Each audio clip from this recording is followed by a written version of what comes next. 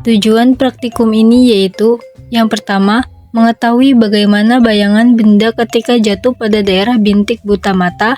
Yang kedua, menentukan jarak pengamatan saat bayangan benda tepat jatuh pada daerah bintik buta. Adapun alat dan bahan yang diperlukan pada praktikum ini yaitu yang pertama, alat tulis dan tabel pengamatan. Yang kedua, gambar A dan B. Yang ketiga, penggaris.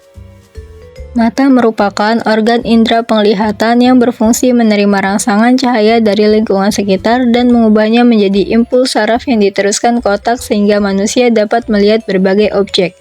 Retina merupakan lapisan pekat cahaya yang terletak di bagian belakang bola mata. Retina mengandung sel fotoreseptor berupa sel batang dan sel kerucut. Sel batang berfungsi untuk melihat pada keadaan cahaya redup, sedangkan sel kerucut berfungsi untuk melihat cahaya dan membantu penglihatan pada keadaan terang. Pada retina terdapat suatu daerah yang disebut bintik buta.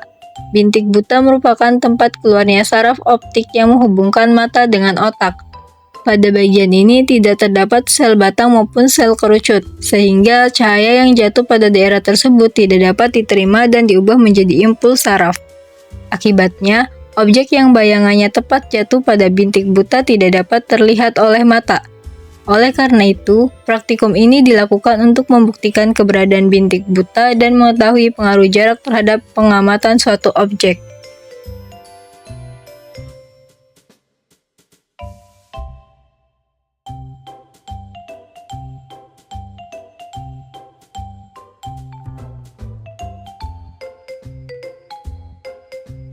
Kesimpulannya, berdasarkan hasil praktikum yang telah dilakukan, bulatan hitam pada gambar A terlihat jelas pada jarak tertentu, kemudian menjadi buram hingga tidak terlihat saat jarak gambar semakin dekat ke mata.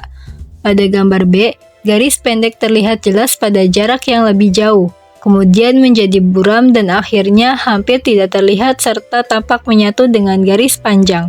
Hasil pengamatan tersebut menunjukkan adanya bintik buta pada mata, yaitu bagian retina yang tidak memiliki sel batang dan sel kerucut sehingga tidak dapat menerima rangsangan cahaya. Akibatnya, objek yang bayangannya jatuh tepat pada daerah bintik buta tidak dapat terlihat oleh mata.